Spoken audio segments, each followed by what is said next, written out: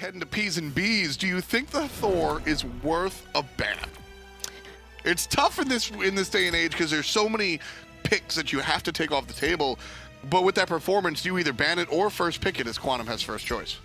They'd rather see that Ratatasker not fall into Rapio's hands instead, and Team Rival actually opting to ban out the Poseidon this time around, which leads me to believe they have a little bit something else in store for Quantum here. Yeah, Rival going to go in a different direction. Cabrakan will be the first pick for Quantum Esports, and there you go, Jacob. I don't mind that pick when you're supported. When anybody in your team that's not the carry has a fantastic game on a character. Jacob probably said, "Look, I just carried with Fafnir, or I did my best. I'm a support. Do me some. Just pick my character. I like the Rival. Go for it." And the Hercules pickup immediately to follow up, and I mean, you never really go wrong with the Hercules. That's just somebody. Rival was already hard enough to kill in that last game, so can you imagine what's going to happen if they get that same kind of lead with a Hercules on their side and the Zonger? Exactly. This is. All right, so the Poseidon was banned out specifically so that Hercules could sort of do his thing. Whirlpool, I mean, I can't do anything anymore. So the Fafnir stun into the Hercules flip, I mean, that's one of the combos that everybody really loves. And then Zhong Queasy over here. Quantum Esports right now, they got to be starting to think about buying Sunders, or, I mean, this is going to be a tanky lineup on the side of Rival. And Sobek, Apollo, Cabrakan, that's a fairly strong map presence and map control, but at the same time, I really like the Ullr pickup here because Ullr and Fafnir just balance so well together. And I like these two picks, especially because Ullr has a lot of early duo lane presence. And I'm pretty certain that that's going to be an Apollo headed into the duo lane on the side of Quantum Esports, because Neith just prospers so much better in that mid lane.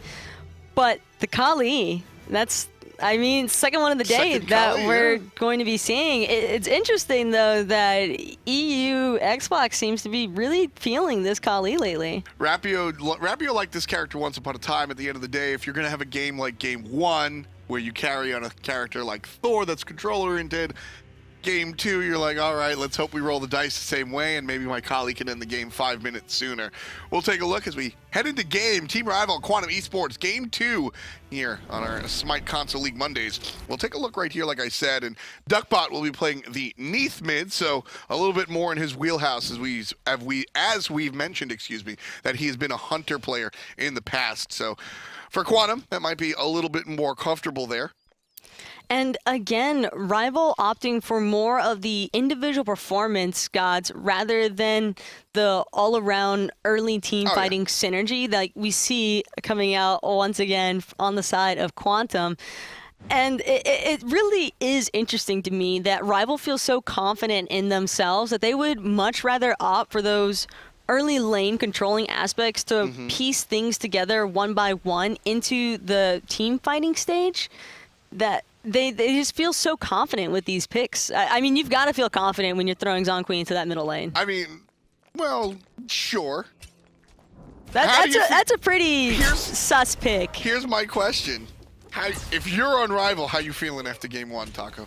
Oh, I'm feeling like I can do whatever the hell I want, because that's exactly what they did in game number 1. That's what we're seeing. That is what we're seeing here. Team Rival, and this is I like this because Team Rival say, all right, Quantum, we obliterated you, but this is still a team that they respect. I think, right? Quantum played, they had their issues, but this is still a decent team. Rival goes, all right, what can we make work against a team that plays well, but that we still destroyed? What can we make work, and see how it carries on throughout the rest of the season? Like I said, Rapio has always really liked this Kali, sort of looking for an excuse to allow it to work.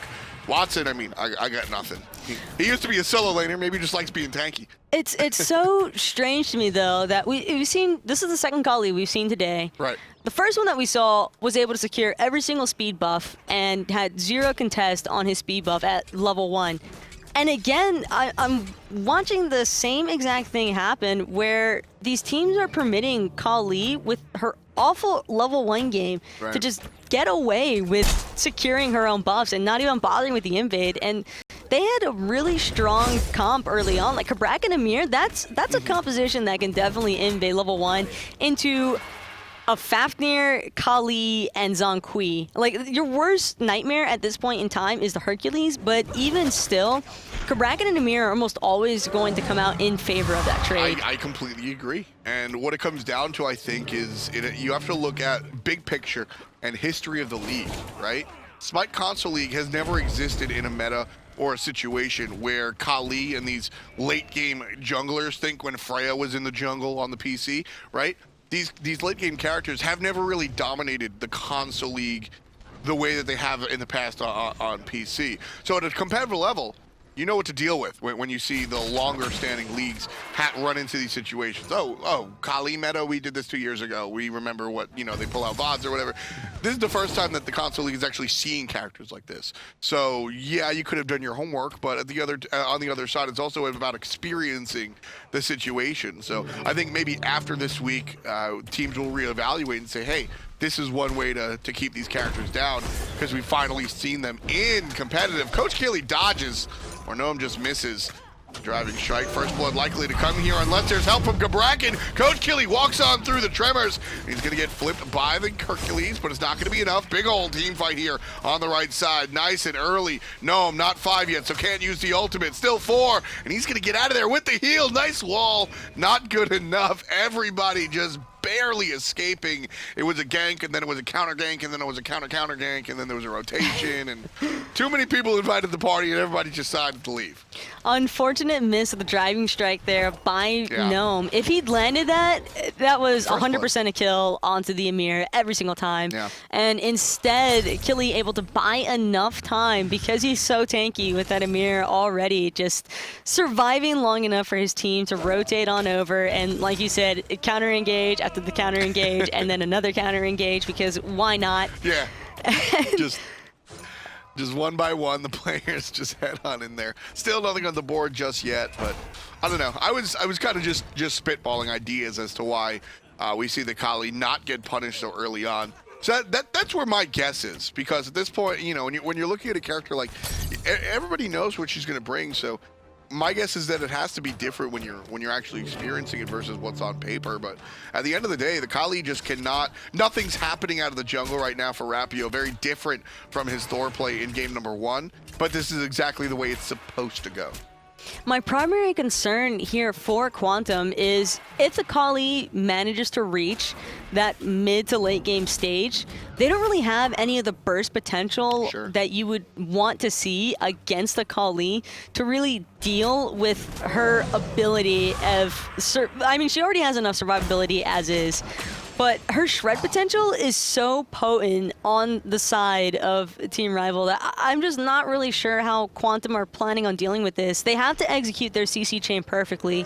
The Apollo Mez with the Neith ultimate, Cabrakan and Ymir falling through, but if Rapio is playing this Killy properly at all, he should never really be near more than any one of those at a time. Right, yeah. He's looking for the individual picks here more often than not.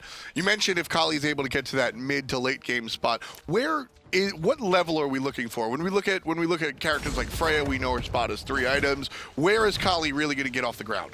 Right around level 14. I would say is pretty much where you typically see the Killy really start being a potent factor into these team fights. So it's fairly late, but at the same time, that's usually around the standpoint where she'll have 2 or 3 items online, and you almost always see the chins either already built or nearly being completed at that stage of the game. And really, once you get that chins online, it just becomes so difficult to handle. Yeah, Killy is viewed harshly a lot of times, but Killy is a chainsaw type character where she does a little bit of damage with her basic attacks, but they happen so frequently that an item like Chin Sai, which just does a flat amount of damage, really amplifies what she does. So you're gonna look for that. For me, Killy, you said level 14, that's where her damage comes online, but a lot of times level 12 is where Killy, maybe a step before that level 14 at level 12, Killy really comes into herself, because a lot of times you'll see that blink as that second active, and that's where she can blink in, mess you up, and still jump out of trouble. Definitely. My only concern with him hitting the blink at the level 12 stage here is that level 12 is still a little bit too early on, because there is a lot of tankiness coming out on the side of Quantum. They have the Cabrakan, the Ymir, and the Sobek.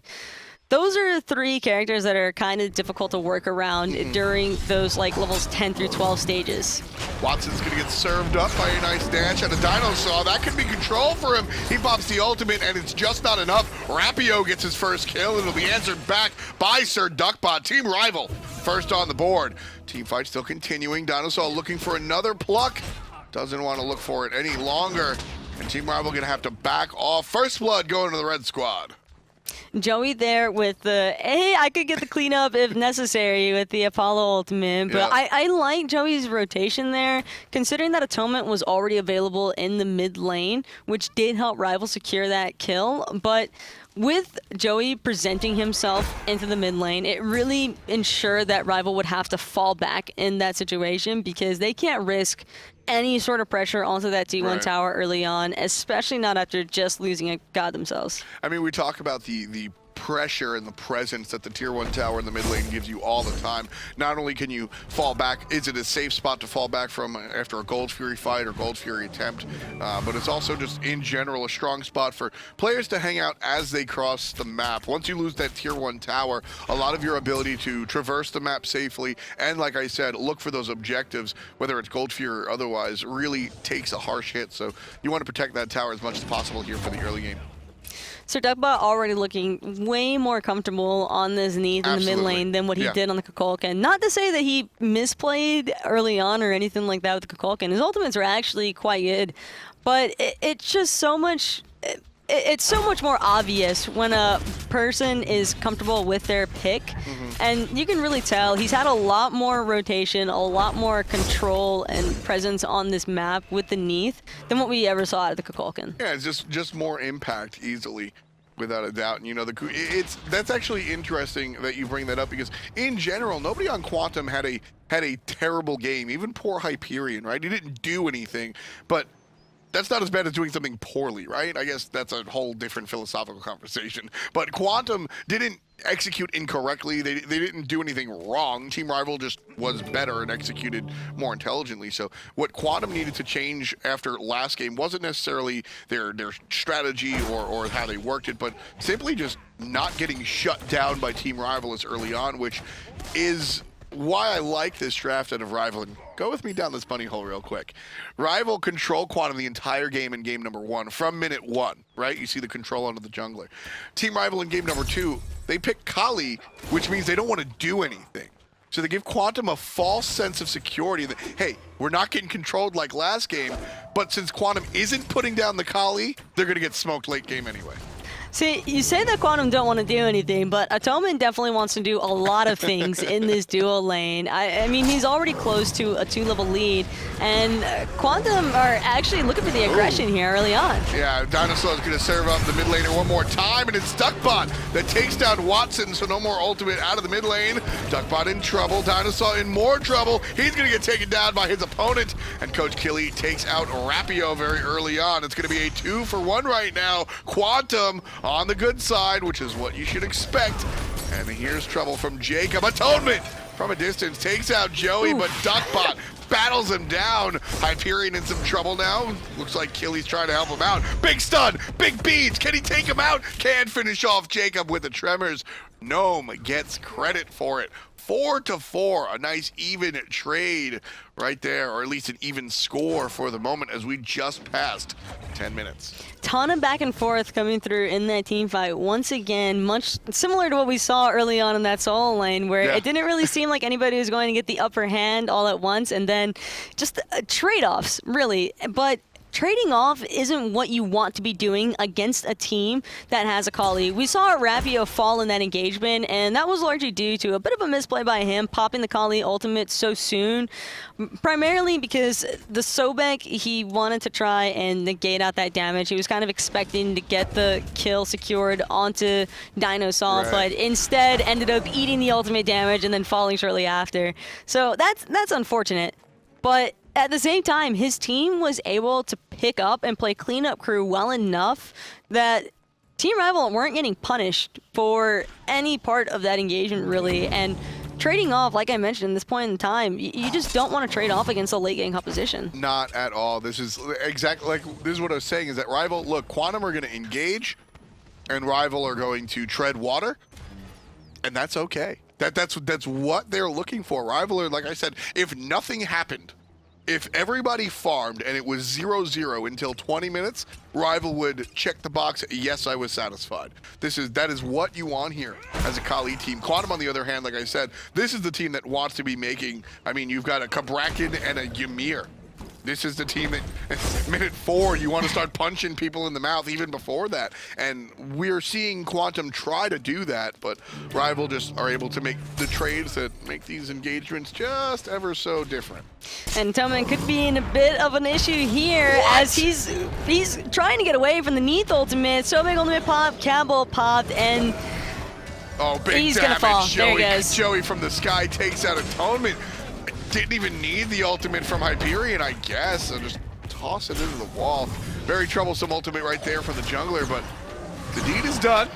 And the player goes down. Here comes Watson. Unleashing the ultimate didn't seem like that big of a deal, but Watson wants to make it so. Quantum right now lead 5-4, but Team Rival looking to bite back here.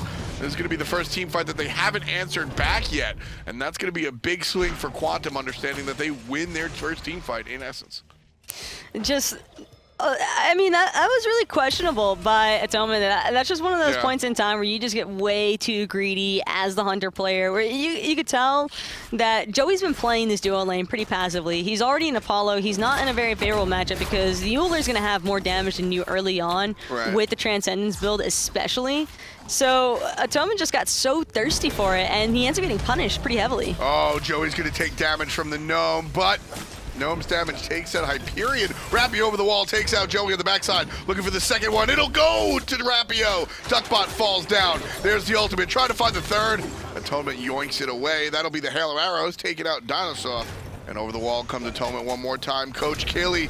Oh, you're going nowhere, buddy. Nice freeze for the moment, but all it's going to do is freeze time. Down he goes. Rapio gets his 4th kill. 4-1-3 for the Kali. And now comes the Gold Fury. 14 minutes on the clock here, folks. 9-5 in what looked like Quantum's big swing. Goes to Rival. You know what the craziest part about that entire engagement was to me? What's that? The fact that Rapio secured that kill with a Sunder. Yeah. He didn't even buy the blink, and the reasoning behind that, I feel, is due to the fact that Quantum doesn't have the most mobile team in the world. I mean, sure, you've got the Cabrakan, who's got the slow immunity and a little bit of a speed boost, but Apollo has his ultimate, which takes forever to wind up. That's ideal for Kali. You've got Sobek with the pluck, Kali jump range, Neith with the backflip, Kali jump range. We mentioned the Cabrakan and then Ymir. You just don't. I mean, he doesn't really need a blink in this scenario, and I mean, I really like the Sunder pickup because if you're going to throw 3 tanks at an already tank shredder god, add a Sunder on top of that, whoever he goes on is just going to die. Oh no, got his dash caught that time.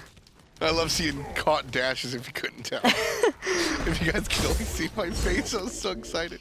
But there's Coach Killy. He knows it. He's like, yeah, boy, I caught the dash. What up, homie?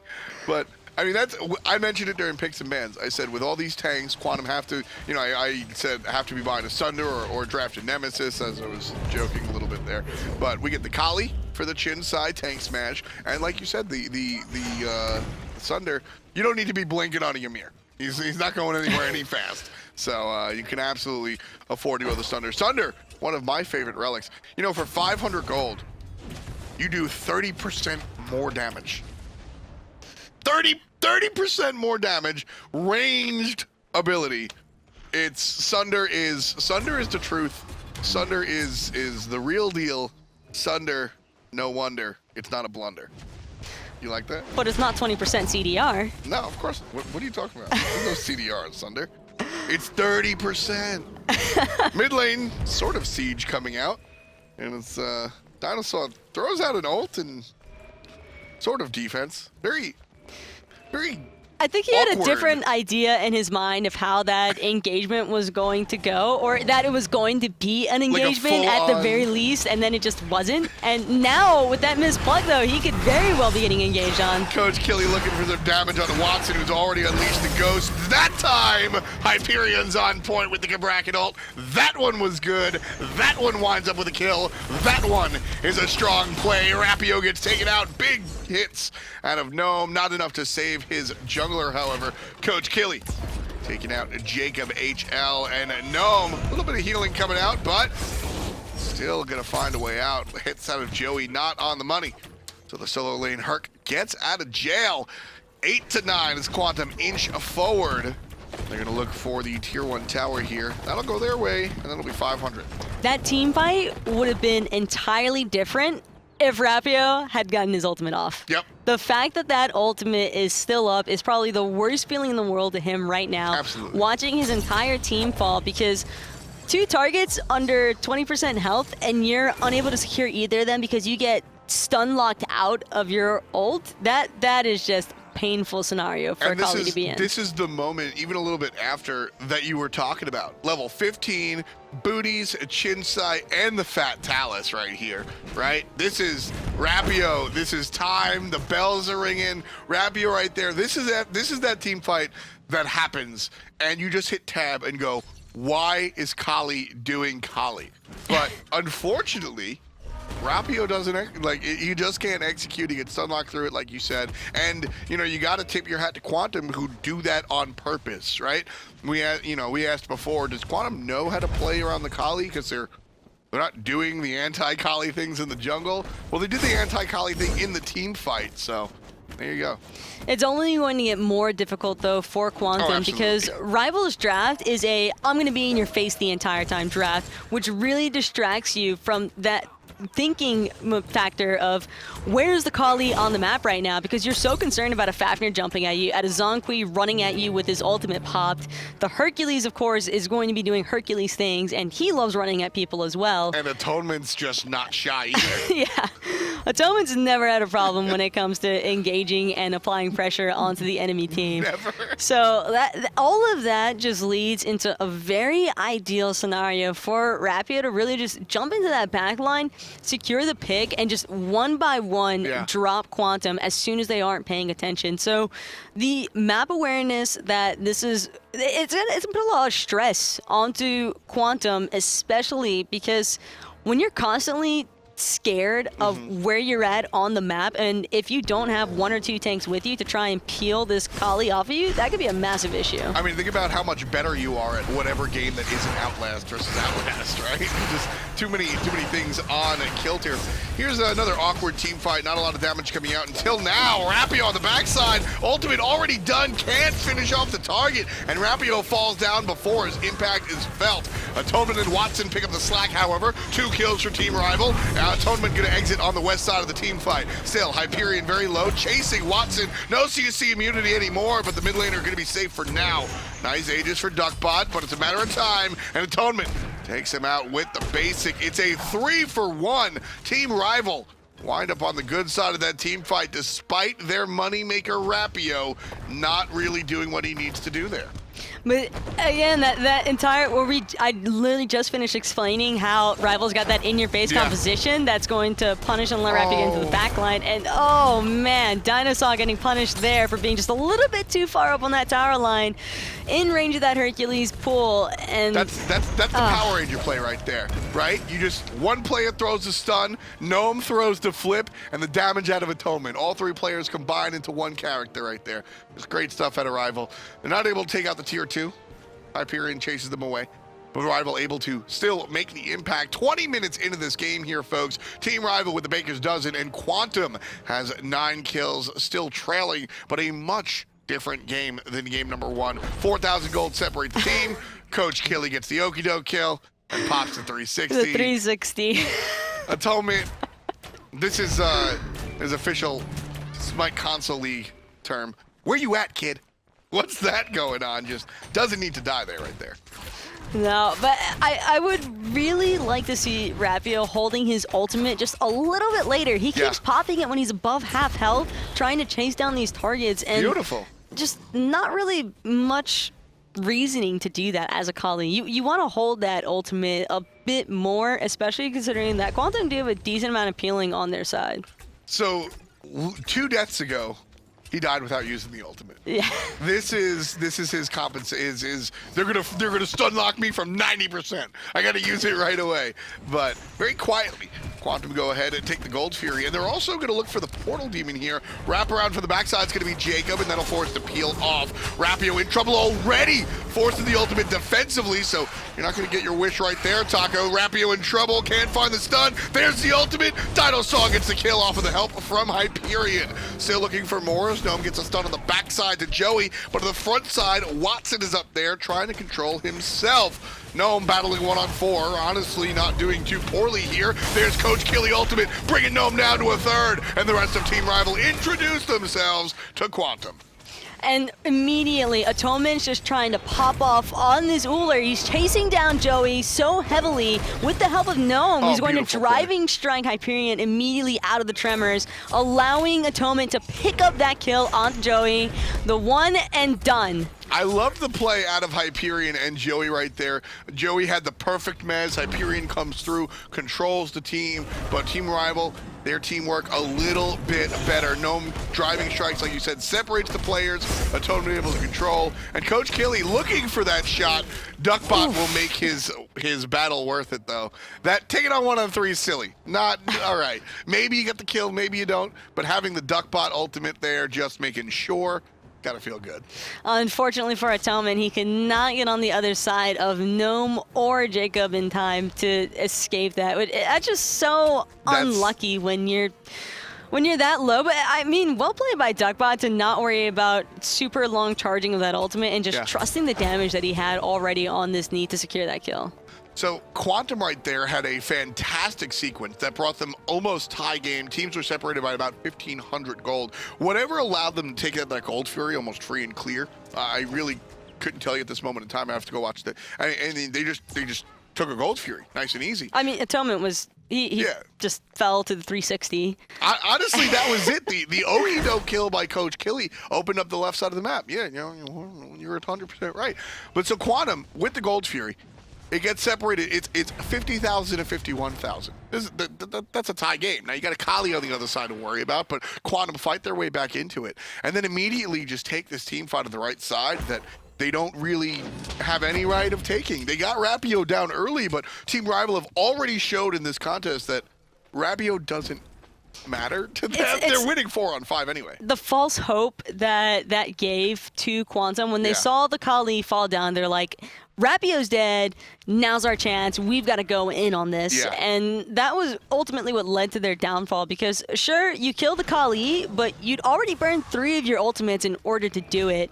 And on top of that, a 4th one was like in the process of being used. So just not, it wasn't a safe play by Quantum.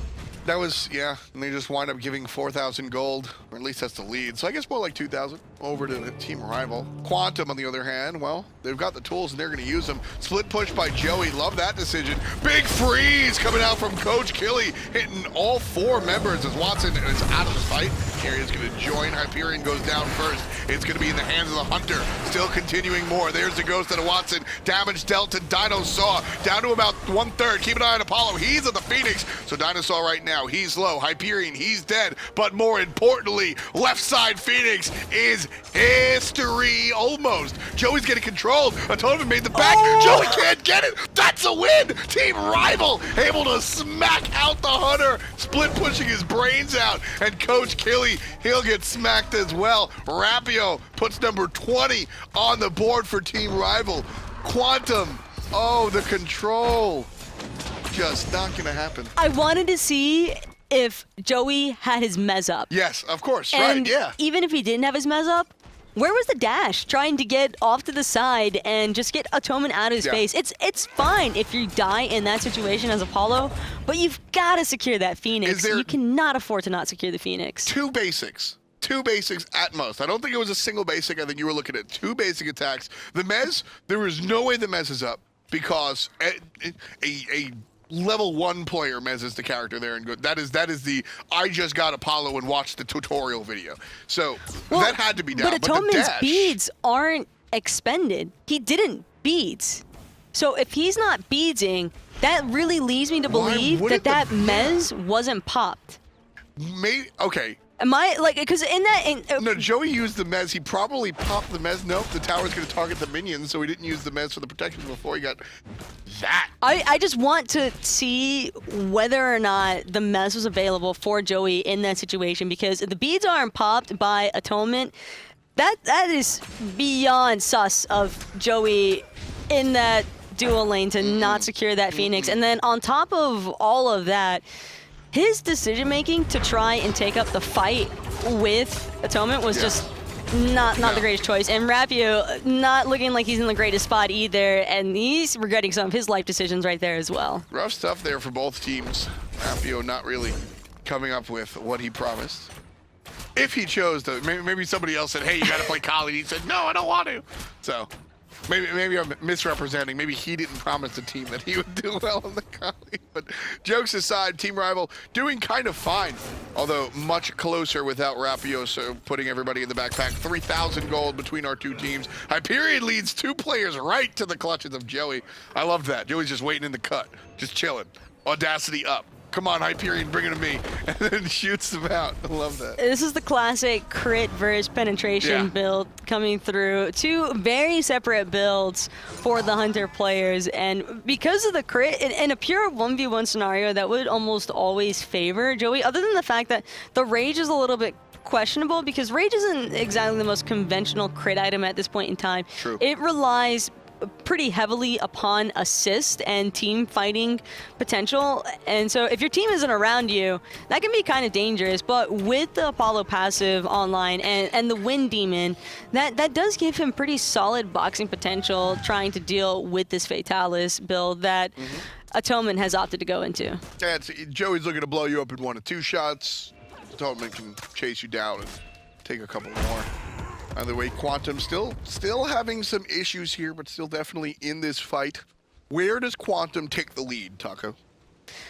Quantum, they're really relying super heavily upon, again, picking Rapio, but this time not having to expend 3-4 ultimates to kill that Kali, and then fighting smartly after they've expended 2 to 4 ultimates in a worst case scenario, trying to pick up that kill. Because if they don't fight carefully, even after securing the 4v5 advantage, that could very easily go downhill for them. And we've seen that a number of times. That's why Quantum are still in the trailing situation that they're in right now. Almost at a half hour here, and teams dancing around the Fire Giant, trying to find their positioning and get it correct.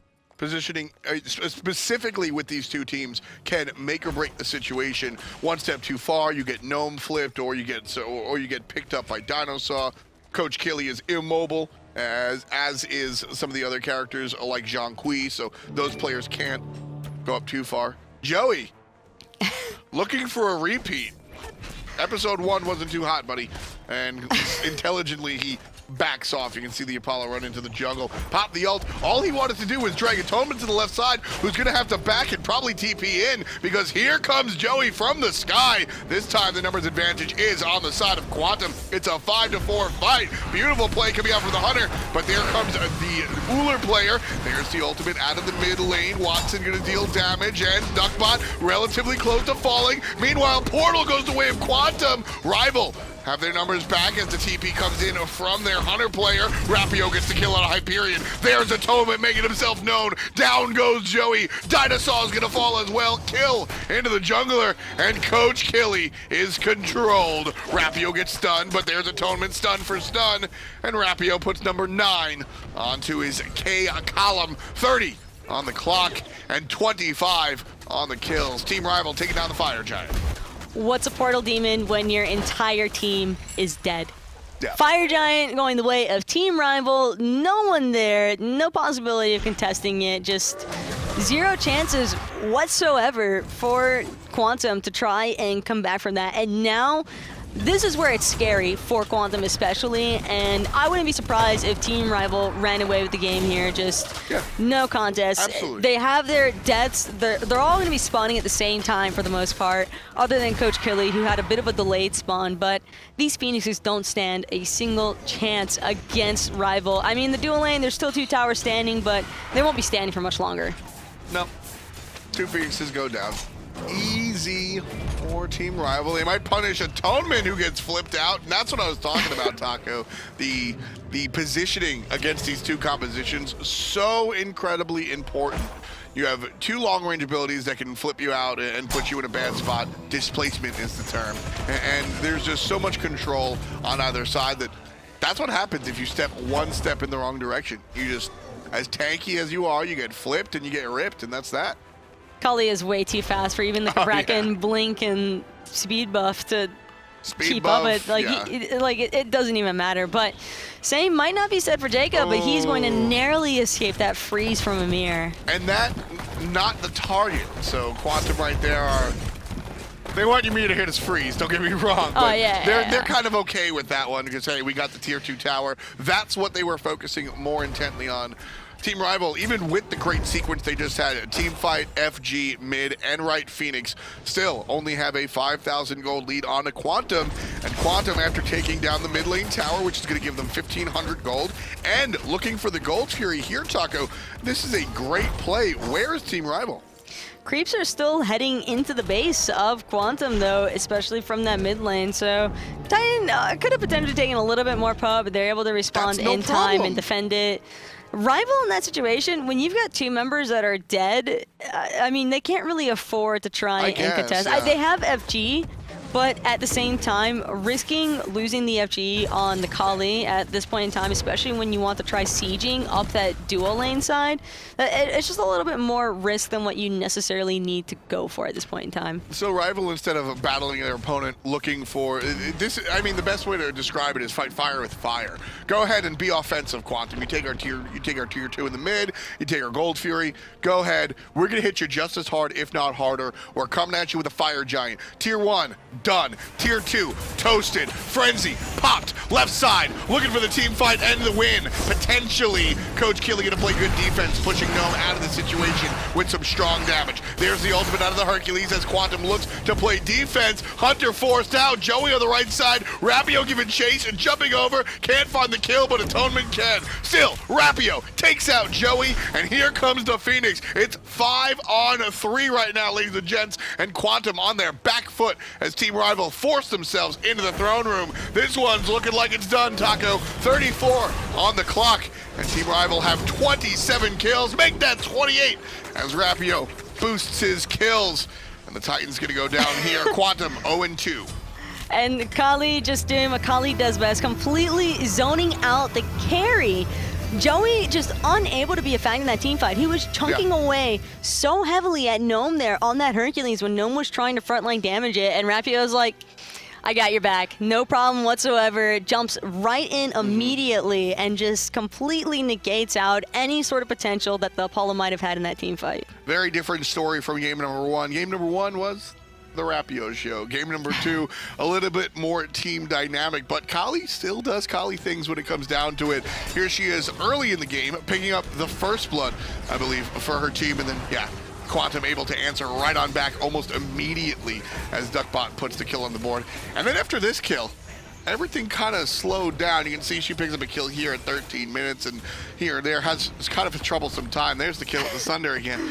But later on, like you said, she ends up 11-5, so not all bad for Rapio. Which is pretty incredible when you consider that at one point in time, Rapio was 4-1, and then he was 5-5, and then after that, he just finishes 11-5. So he didn't die a single time after that. It's like he finally worked out the positioning aspect of things for Kali. And you know, when it comes down to that ultimate usage, it's very much a feel thing. You can have 1,000 hours on the character, but when you come in time and time again, you got to get used to the how much damage are they outputting and how long can I wait to hit my ult, because at the end of the day, you want to use that ultimate at the last possible moment. So trying to feel that out is where we saw a couple of deaths come out for the jungler, but he cleaned it up. Atonement, really, like I said, this one was a team game, Taco, but Atonement did a lot of the heavy lifting for me here. Oh no, his damage secure on this Ullr was just absolutely phenomenal. He was doing exactly what he needed to do every single fight, and whether or not he was the one picking up the kill, at the same time he was definitely contributing to it 9 times out of 10, just outputting so much damage on this Ullr and not really leaving any sort of mistake room for Quantum. If they messed up and weren't able to pick him up, right, he was immediately jumping in there down to smash with whoever was alongside of him. Absolutely down to frag this time around. You know what I really loved about that reel? So a lot of times what you'll see is we'll separate player or character and character and character, player and player and player, right? So we showed you Rapio first, and then we showed a different player, I forget who, and then we showed you Atonement, and then we showed you Rapio again. You got to see early game, mid game Kali, and then the late game monster Kali, as if they were 2 separate characters, because that's kind of the feel, honestly. They really do feel like 2 separate characters at that point in time. Like, you've got early game Kali where it's like, hey, and then you've got like late game Kali and just like, hey, like I don't want to say hey so to you at all. descriptive. Like, you just, I have a way with words. Don't go ahead, to say the least. I mean, I can keep going all day long. Don't. I think you bring it down easily. Mid game Kali has to kill you with a Sunder. Late game Kali, we'll see after break for game number 3.